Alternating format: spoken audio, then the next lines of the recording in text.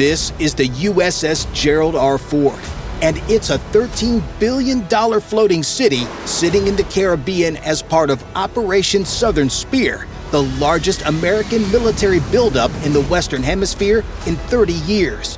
Kapag narinig natin ang salitang aircraft carrier, madalas isang napakalaking barko lang ang naiisip natin. Pero lingid sa iyong kaalaman ay hindi ito basta barko lang dahil ang USS Gerald R. Ford ay mas higit pa roon. Isa itong lumulutang na airbase, military headquarters at maliit na syudad na pinagsama-sama sa iisang barko. At ang isa pa sa pinakakahangahangang bahagi nito ay ang flight deck. Ito ang lugar kung saan lumalapag, lumilipad at inihahanda ang mga fighter jet para sa kanilang mga misyon. Ayon sa US Navy, ang flight deck ng USS Gerald R. Ford ay may lawak na halos 4.5 acres. Para mas madaling maisip ang laki nito, kasya rito ang 3 football fields na magkakadikit at mayroon pang matitirang espasyo. Sa haba naman, umaabot ito ng mahigit 1,092 feet, habang ang pinakamalapad naman nitong bahagi ay nasa humigit kumulang 256 feet. Dahil dito, isa na ito sa pinakamalaking patag na bahagi na matatagpuan sa anumang gumagalaw na sasakyan sa mundo.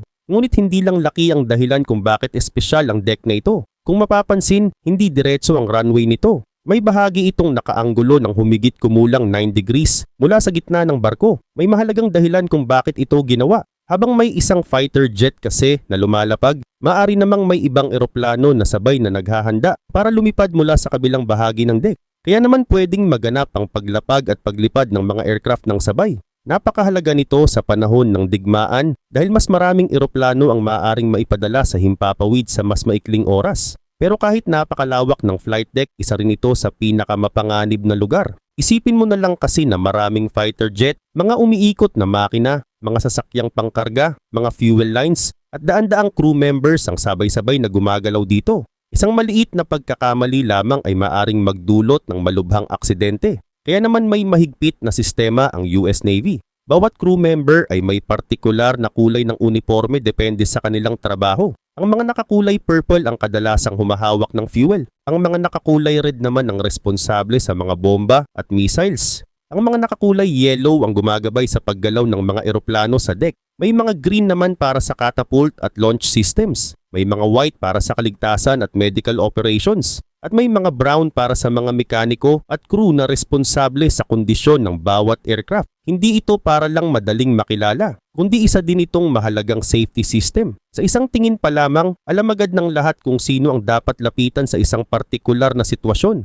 Bukod pa rito, napakalakas din ng ingay sa flight deck. Kapag umaandar ng buong lakas ang mga fighter jet, maaari itong lumampas sa 140 decibels. Mas mataas ito sa antas na maaring magdulot ng agarang pinsala sa pandinig ng tao. Dahil dito, ang bawat crew member ay gumagamit ng dobleng proteksyon sa tainga. At dahil halos imposible ng magkaintindihan sa gitna ng napakalakas na ingay, madalas silang gumagamit ng mga special na hand signals upang makipag-usap sa isa't isa. Sa unang tingin parang magulo ang lahat ng nangyayari sa flight deck. Ngunit sa likod ng kaguluhang yon ay may isang napakahigpit na sistema ng koordinasyon, disiplina at pagsasanay. Bawat galaw ay may tamang oras, bawat tao ay may eksaktong tungkulin, at bawat segundo ay mahalaga. Dahil sa isang lugar na puno ng fighter jet, fuel at mabibigat na kagamitan, ang maayos na teamwork ay hindi lamang susi sa tagumpay ng misyon. Ito rin ang dahilan kung bakit ligtas na nakakatrabaho araw-araw ang daan-daang tauhan sa isa sa pinakaabala at pinakamapanganib na lugar sa buong mundo. Pero bago natin simulan ng talakayan, ay hihingi lang sana ako sa iyo ng isang like at pakisubscribe na rin ang ating channel.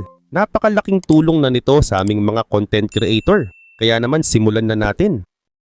Ganun pa man, sa loob ng maraming dekada, isang sistema lang ang ginagamit ng mga aircraft carrier ng US Navy para paliparin ang kanilang mga fighter jet. At ito ang steam catapult. Simple lang ang prinsipyo nito. Gumagamit ang barko ng napakalakas na steam pressure para itulak ang eroplano pasulong ng napakabilis. Sa loob lamang ng halos 2 segundo, kayang pabilisin ng sistemang ito ang isang fighter jet mula sa halos 0 hanggang mahigit 150 miles per hour. Mahusay ang sistemang ito at napatunayan na sa loob ng maraming taon. Pero habang lumalabas ang mas modernong mga aircraft, nagsisimula na ring lumitaw ang mga limitasyon nito. Kagaya na lang ng bigat ng buong sistema. Marami na rin itong bahagi na kailangang regular na ayusin at hindi rin ito madaling i-adjust para sa iba't ibang uri ng aircraft. Kaya naman may ginawang kakaiba ang US, may isang napakalaking pagbabago sa USS Gerald R. Ford. Sa halip na steam, gumagamit na ito ng electromagnetic technology. Ang tawag dito ay EMALS o Electromagnetic Aircraft Launch System. Sa madaling salita, gumagamit ito ng malalakas na magnetic force upang tulungan ang pagpalipad ng mga eroplano. Katulad ito ng prinsipyong ginagamit sa ilang high-speed maglev trains na gumagamit din ng electromagnetism. Ngunit mas malakas at mas komplikado ang sistemang ginagamit sa aircraft carrier. Dito kapag handa ng lumipad ang isang fighter jet, naglalabas ang sistema ng eksaktong dami ng enerhiya na kailangan para sa partikular na aircraft na yun. Kung maliit at magaan ang aircraft, mas kaunting enerhiya ang gagamitin. Kung mabigat naman at puno ng fuel at armas, mas malakas na puwersa ang ilalabas ng sistema. Dahil dito, mas kontrolado ang bawat launch. Mas maayos din ang pagbilis ng eroplano kumpara sa biglaang tulak ng lumang steam catapult. Ang resulta, mas kaunting stress sa aircraft. Mas mababa ang posibilidad ng pagkasira ng mga bahagi nito. At mas mahaba ang operational life ng mga eroplano. Isa pa sa pinakamalaking benepisyo nito ay mas kaunti ang moving parts. Mas kaunting bahagi ang pwedeng masira. Mas kaunting maintenance ang kailangan. At mas mabilis maibalik sa operasyon ng buong sistema. Ayon sa US Navy, isa ito sa mga advanced na teknolohiya ng Gerald R. Ford mula sa mga nauna nilang aircraft carrier. Hindi lang ito simpleng upgrade. Isa itong malaking hakbang patungo sa susunod na henerasyon ng naval aviation. Kung ang mga lumang carrier ay simbolo ng teknolohiya ng 20th century, ang EMALS naman ang isa sa mga simbolo ng aircraft carrier ng 21st century. Sa kabila nito, kapag pinag-uusapan ng USS Gerald R. Ford, maraming nagtatanong kung magkano ito. Ayon sa mga opisyal na ulat ng US government, umabot sa humigit kumulang $13.3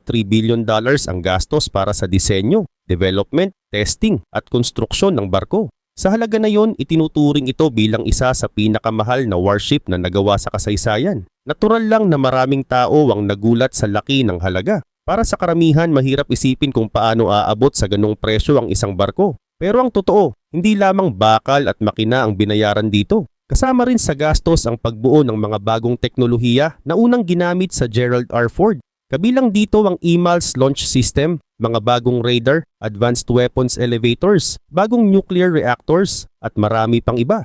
Bago pa man mailagay ang mga sistemang ito sa barko, kinailangan muna silang idisenyo, subukan, ayusin, at muling subukan ng maraming beses. Dahil dito, tumaas ang kabuuang gastos ng proyekto. Nagkaroon din ng mga delay habang inaayos ang ilang bagong teknolohiya na hindi agad gumana ayon sa inaasahan. Dahil dito nakatanggap ng kritisismo ang programa mula sa ilang government watchdog groups at defense analyst. Ngunit sa kabila nito, may argumento rin ang mga sumusuporta sa proyekto. Ayon sa kanila, hindi dapat tingnan ng Gerald R. Ford bilang ordinaryong barko lamang. Isa itong military platform na inaasahang magsisilbi ng halos 50 taon. Mula nang makomisyon ito noong 2017, inaasahang mananatili ito sa serbisyo hanggang sa kalagitnaan ng 2060s. Sa loob ng panahong iyon, makakapaglakbay ito sa iba't ibang karagatan sa mundo, makakasama sa mga military operation at magsisilbing sentro ng isang buong carrier strike group. Kapag nasa operasyon ng isang carrier strike group, hindi lamang aircraft carrier ang kasama rito. Karaniwan itong may kasamang missile destroyers, submarines at iba pang support vessels. Sa madaling salita, ang Gerald R. Ford ang nagsisilbing puso ng isang napakalaking military force sa dagat. At para sa US Navy, ang kakayahang magdala ng isang lumulutang na airbase saan mang bahagi ng mundo ay isa sa pinakamahalagang dahilan kung bakit sila handang gumastos ng napakalaki para sa barkong ito. Isa pa sa mga dahilan kung bakit napaka-espesyal ng USS Gerald R. Ford ay hindi lamang dahil sa laki nito, kundi dahil sa lakas ng enerhiyang dala nito. Sa ilalim ng napakalaking barkong ito ay nakatago ang 2 nuclear reactors na nagsisilbing pangunahing pinagkukunan ng kuryente at lakas ng buong carrier. Ayon sa US Navy, ang mga reaktor na ito ay special na ginawa para sa Ford-class carriers at mas malakas kumpara sa mga ginamit sa mga naunang aircraft carrier ng Amerika. Dahil sa sistemang ito, kayang itulak ng barko ang mahigit 100,000 tons na timbang sa bilis na lampas 30 knots, habang sabay na pinapagana ang libu-libong kagamitan sa loob nito. Ngunit ang mas kahanga-hanga rito ay hindi ang bilis, kundi ang tibay. Ang nuclear fuel ng mga reaktor na ito ay dinisenyo upang tumagal ng humigit kumulang 25 years bago kailangang palitan. Sa madaling salita, hindi ito katulad ng ordinaryong barko na regular na nangangailangan ng fuel mula sa mga tanker ship. Maaari itong magpatuloy sa operasyon sa loob ng maraming taon nang hindi iniisip ang supply ng fuel para sa makina nito. Sa katunayan, mas madalas pang problemahin ng carrier ang pagkain para sa crew kaysa sa enerhiya para sa barko mismo. Habang tumatagal ang panahon, mas marami ring modernong kagamitan ang idinadagdag sa mga aircraft carrier. Mas malalakas na radar, mas komplikadong combat systems, mas advanced na communication equipment at posibleng mga high-energy laser weapons sa hinaharap. Kaya naman hindi lang para sa kasalukuyan ginawa ang mga reaktor ng Gerald R. Ford.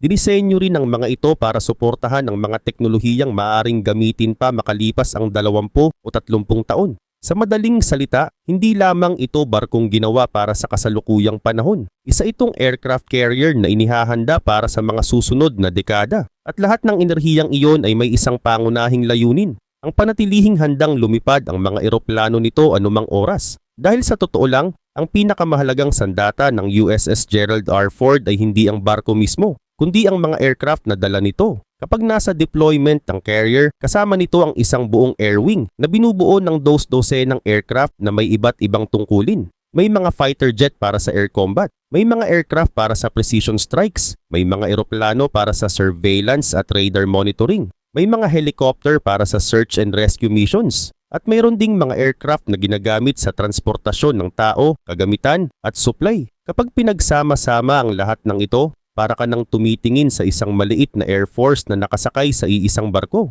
At ito ang dahilan kung bakit napakahalaga ng aircraft carrier sa modernong military strategy. Hindi na kailangang umasa sa mga paliparan ng ibang bansa. Hindi na kailangang humingi ng pahintulot upang maglagay ng malaking airbase sa lupa. Dalhin lamang ang carrier sa rehiyon na kailangan nito. At sa loob lamang ng maikling panahon, meron ka ng kumpletong air operation capability sa gitna ng karagatan.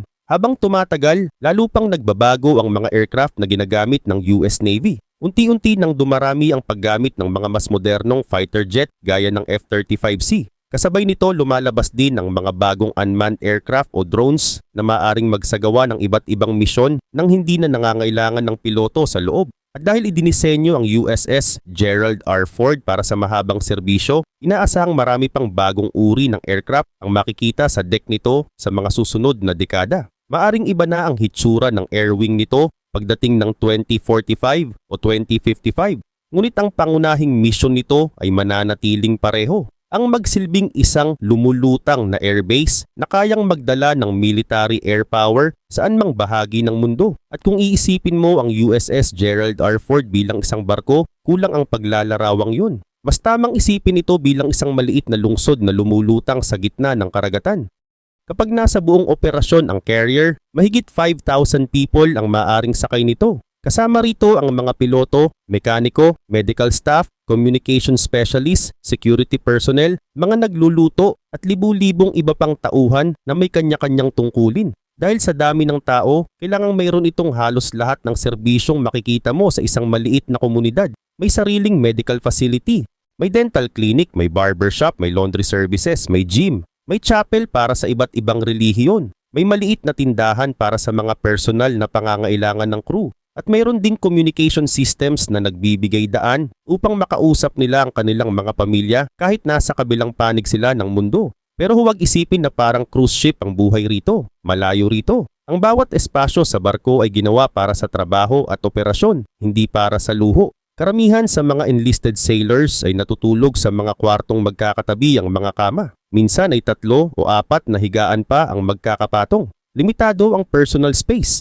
Halos palaging may kasama sa paligid. At sa loob ng maraming buwan bihira silang magkaroon ng tunay na pribadong lugar para sa kanilang sarili. Ngunit sa kabila nito, natututunan nilang mamuhay bilang isang komunidad. Dahil sa isang aircraft carrier, ang tagumpay ng misyon ay nakasalalay hindi lamang sa mga fighter jet, kundi pati sa libu-libong tao na nagtutulungan araw-araw. At kung may isang bagay na mahalaga para mapanatiling maayos ang isang komunidad na may higit sa 5,000 residente, iyon ay pagkain. Araw-araw kailangang pakainin ng USS Gerald R. Ford ang libu-libong crew members na nagtatrabaho ng 24 na oras. Ayon sa US Navy, umaabot sa humigit kumulang 18,000 meals ang naihahanda sa barko bawat araw. Kasama rito ang almusal, tanghalian, hapunan at mga pagkain para sa mga tauhang naka-duty sa madaling araw. Sa madaling salita, para kang nagpapatakbo ng isang napakalaking hotel o unibersidad sa gitna ng karagatan. Ngunit mas mahirap pa rito ang sitwasyon. Kapag nasa dagat ka, hindi ka maaring basta mag-order ng dagdag na pagkain. Walang grocery, walang delivery service, walang supermarket na malapit.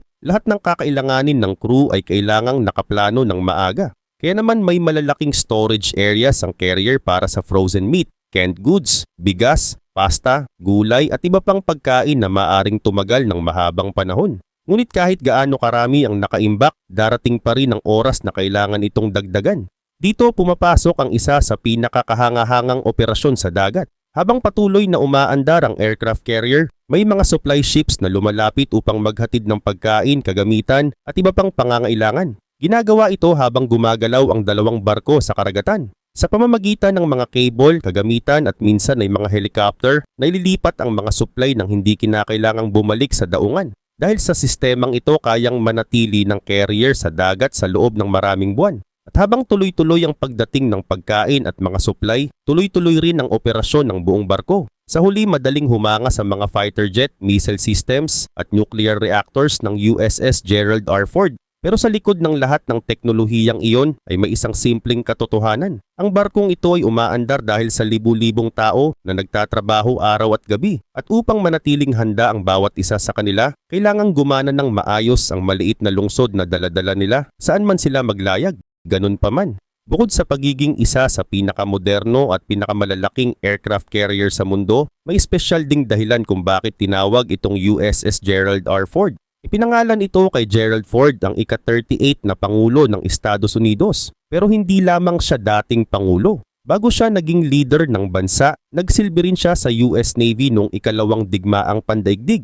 Isa sa mga barkong kanyang pinaglingkuran ay isang aircraft carrier sa Pacific Theater. Doon niya naranasan kung gaano kahirap at kapanganib ang buhay sa dagat sa panahon ng digmaan. Ayon sa mga historical records ng US Navy, nakaranas siya ng malalakas na bagyo, mga operasyon sa gitna ng labanan, at iba't ibang panganib na karaniwang kinakaharap ng mga tauhan ng aircraft carrier noong panahon ng digmaan. Dahil dito, para sa maraming sailor ng US Navy, hindi lamang pangalan ng dating Pangulo ang nakasulat sa barkong ito. Isa rin itong paalala tungkol sa isang tao na minsang nagsilbi sa dagat at nakaranas ng parehong uri ng buhay militar na nararanasan ng mga tauhan nito ngayon. At habang mahalaga ang pangalan ng barko, mas kahanga-hanga naman ang isa pang teknolohiyang nakatago sa likurang bahagi ng flight deck. Ito ang sistemang responsable sa isa sa pinakamahirap na gawain sa buong aviation. Ang ligtas na pagpapahinto ng isang fighter jet na kagagaling lamang sa himpapawid. Kapag lumalapag ang isang fighter jet sa normal na paliparan, mayroon itong mahaba at maluwag na runway para bumagal. Ngunit iba ang sitwasyon sa aircraft carrier. Napakaikli ng landing area kumpara sa mga paliparan sa lupa. Kaya sa halip na unti-unting bumagal, kailangang mapahinto ang eroplano sa loob lamang ng ilang segundo. Ginagawa ito gamit ang makakapal na steel cables na nakalatag sa flight deck. Kapag lumapag ang fighter jet, sasalo ang espesyal na hook sa likod nito sa isa sa mga cable. Mula roon, agad na magsisimula ang proseso ng pagpapahinto. Sa loob lamang ng napakaikling distansya, ang isang mabilis na aircraft ay kailangang huminto ng ligtas. Sa mga mas lumang aircraft carrier, hydraulic systems ang ginagamit para gawin ito. Mahusay ang sistemang iyon at napatunayan na sa loob ng maraming dekada. Ngunit habang lumalabas ang mas maraming uri ng aircraft, kabilang ang mga drone at mas modernong fighter jets, kinailangan ng US Navy ng mas flexible na teknolohiya. Kaya naman binuo ang Advanced Arresting Gear o AAG. Sa halip na umasa lamang sa lumang hydraulic technology, gumagamit ito ng mas modernong electronic at energy absorption systems upang mas eksaktong makontrol ang puwersang ginagamit sa bawat paglapag. Sa madaling salita, hindi pare-pareho ang paghila nito sa bawat aircraft. Automatiko nitong ina-adjust ang lakas depende sa bigat, bilis at uri ng eroplano na lumalapag. Napakahalaga nito lalo na habang dumarami ang iba't ibang aircraft na ginagamit ng US Navy. Mas magaan na drones, mas advanced na fighter jets, at mga susunod pang aircraft na hindi pa man ganap na ginagamit ngayon. Tulad ng EMALS launch system na napag-usapan kanina, dumaan din sa mahabang development at testing ang AAG bago ito naging ganap na operational. Ngunit ang layunin nito ay simple, gawing mas ligtas, mas eksakto at mas handa ang USS Gerald R. Ford para sa mga aircraft ng kasalukuyan at ng mga susunod pang dekada. Sa kabila pa nito, kung mapapansin mo ang karamihan sa mga aircraft carrier, may isang bahagi na agad na nakikita kahit mula sa malayo. Ito ang malaking istrukturang nakatayo sa gilid ng flight deck. Ang tawag dito ay island. Dito matatagpuan ang bridge ng barko, mga communication systems, radar equipment, at mga control center na nangangasiwa sa operasyon ng buong carrier. Sa USS Gerald R. Ford, hindi basta kinopya ang disenyo ng mga naunang aircraft carrier. Mula pa lamang sa simula ng proyekto, binago na agad ang posisyon at disenyo ng island upang maging mas epektibo ang buong barko. Inilipat ito ng mas malapit sa likurang bahagi ng carrier kumpara sa mga naunang Nimitz-class ships. Sa unang tingin parang maliit na pagbabago lamang ito. Pero sa isang aircraft carrier, bawat espasyo sa flight deck ay napakahalaga. Kapag mas maraming bakanting lugar sa harapang bahagi ng deck, mas maraming fighter jet ang maaaring iparada, ihanda at ilipat bago ang isang misyon. Mas mabilis ang paggalaw ng mga aircraft, mas maayos ang operasyon, at mas maraming eroplano ang maaaring maipalipad sa loob ng isang araw. Mas mataas din ang island ng Gerald R. Ford kumpara sa ilang naunang aircraft carriers. Dahil dito, mas malinaw ang nakikita ng mga opisyal na nangangasiwa sa flight operations. Mas madali nilang nababantayan ang paglapag ng mga aircraft, paggalaw ng mga tauhan, at iba pang aktibidad sa flight deck. Sa isang lugar kung saan sabay-sabay na gumagalaw ang mga fighter jet, tractors, support vehicles, at daan-daang crew members, napakahalaga ng malinaw na visibility. Isang maliit na pagkakamali lamang ay maaring magdulot ng aksidente. Bukod dito, ang island din ang tahanan ng ilan sa pinakamahalagang radar systems ng barko. Ang mga radar na ito ang tumutulong sa pagdetect ng mga aircraft, missile at iba pang posibleng banta sa malalayong distansya. Sa madaling salita, ang island ang nagsisilbing mata at isa sa pangunahing command center ng buong carrier. At habang ang nasa itaas ng barko ay abala sa pagpapalipad ng mga fighter jet, may isa pang mahalagang operasyon na nangyayari sa ilalim ng flight deck. Sa malalalim na bahagi ng barko ay matatagpuan ang mga storage area kung saan nakaimbak ang mga bomba, missile at iba pang ammunition. Hindi maaring basta ilagay lamang ang mga ito sa ibabaw ng deck. Kailangan silang itago ng ligtas sa loob ng barko hanggang sa oras na kailanganin sila. Ngunit kapag may nakatakdang misyon, kailangang mabilis na maihatid ang mga armas mula sa mga storage compartments papunta sa flight deck. At dito pumapasok ang isa sa mga pinakaimportanteng sistemang ginamit sa USS Gerald R. Ford, ang Electromagnetic Weapons Elevators. Sa mga mas lumang aircraft carrier, gumagamit ng hydraulic elevators para iakyat ang mga bomba at missile mula sa ibabang bahagi ng barko. Epektibo ang sistemang iyon, ngunit hindi ito kasing bilis ng gusto ng US Navy para sa mga modernong operasyon.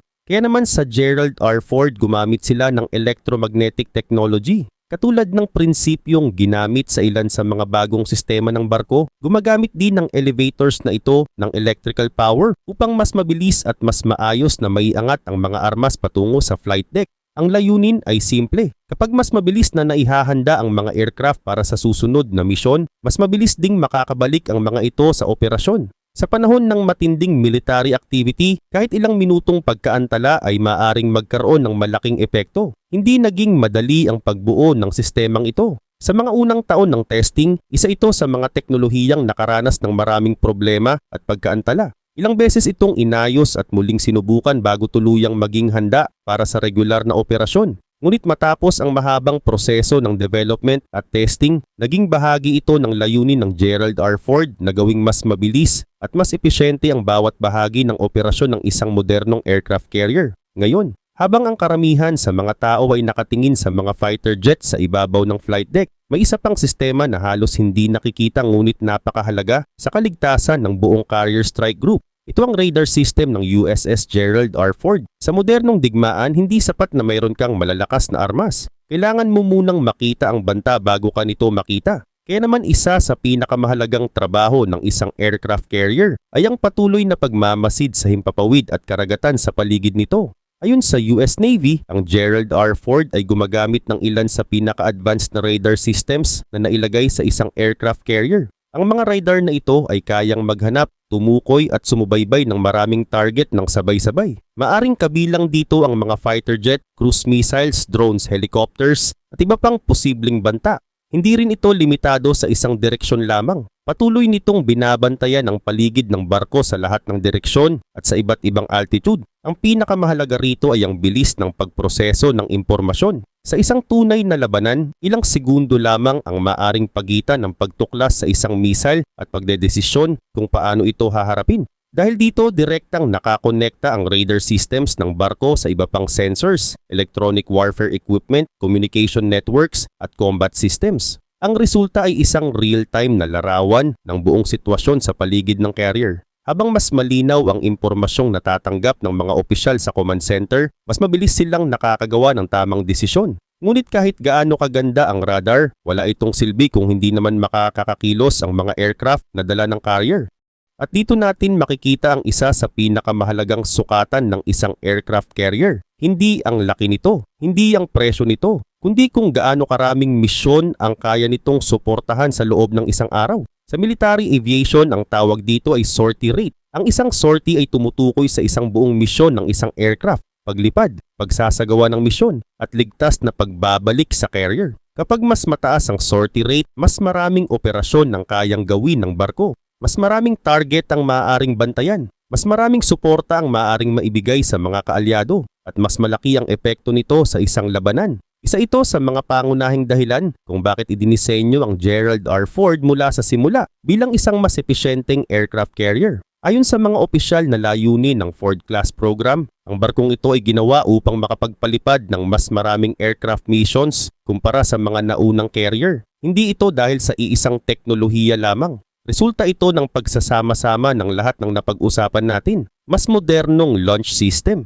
mas mabilis na weapons elevators, mas maayos na flight deck layout, mas mahusay na maintenance systems, at mas epesyenteng koordinasyon ng crew. Kapag pinagsama-sama ang lahat ng iyon, mas mabilis na naihahanda ang mga aircraft para sa susunod nilang misyon. At habang patuloy na pinapahusay ng US Navy ang kakayahan ng kanilang mga aircraft carrier, mayroon ding isa pang layunin na hindi gaanong napapansin, ang pagbawas sa bilang ng mga taong kailangan upang patakbuhin ang barko. Sa unang tingin maaring isipin ng ilan na mas maraming tao ang mas mabuti. Ngunit sa isang military organization, bawat dagdag na tao ay may katumbas na gastos. Kailangang sanayin, pakainin, bigyan ng kagamitan, bigyan ng tirahan, at suportahan sa loob ng maraming taon ng serbisyo. Dahil dito, isa sa mga layunin ng Ford-class program ay ang paggamit ng automation upang mabawasan ang bilang ng crew nang hindi binabawasan ang kakayahan ng barko. Maraming sistema ang muling idinisenyo upang mangailangan ng mas kaunting tao para sa operasyon at maintenance. Ang ilang trabahong dating nangangailangan ng maraming tauhan ay maaari nang gawin ng mas maliit na grupo gamit ang mas modernong teknolohiya.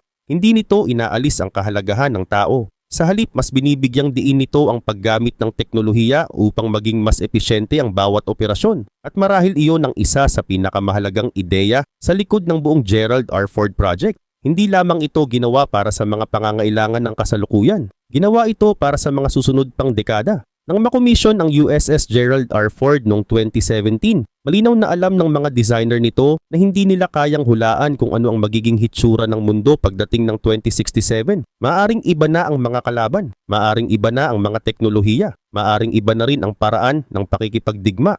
Ngunit sa kabila nito, sinubukan nilang bumuo ng isang barko na may kakayahang umangkop sa mga pagbabagong iyon. Kaya naman ang mga reaktor nito ay may malaking reserve power para sa mga teknolohiyang maaring lumitaw sa hinaharap. Kaya naman ang mga flight systems nito ay inihanda para sa mga susunod na henerasyon ng aircraft at kaya rin idinisenyo ang maraming bahagi nito upang madaling ma-upgrade habang lumilipas ang panahon. Sa loob ng susunod na mga dekada, malamang na makakita tayo ng mas maraming drones, mas advanced na aircraft, mas modernong sensors at mga bagong uri ng weapon systems na hindi pa karaniwan ngayon. At inaasahan ng US Navy na ang USS Gerald R. Ford ay magiging handa para sa marami sa mga pagbabagong iyon. Sa huli, hindi naging pinakamalaki, pinakamahal, at isa sa pinakamakapangyarihang warship sa mundo ang USS Gerald R. Ford dahil lamang sa laki nito. Naging simbolo ito ng isang mas malaking layunin, ang kakayahang magdala ng isang kumpletong airbase sa gitna ng karagatan, maglunsad ng mga aircraft anumang oras, magpatakbo ng libu-libong tauhan sa loob ng maraming buwan, at manatiling handa para sa mga hamon na maaaring lumitaw hindi lamang bukas, kundi sa loob pa ng maraming dekada.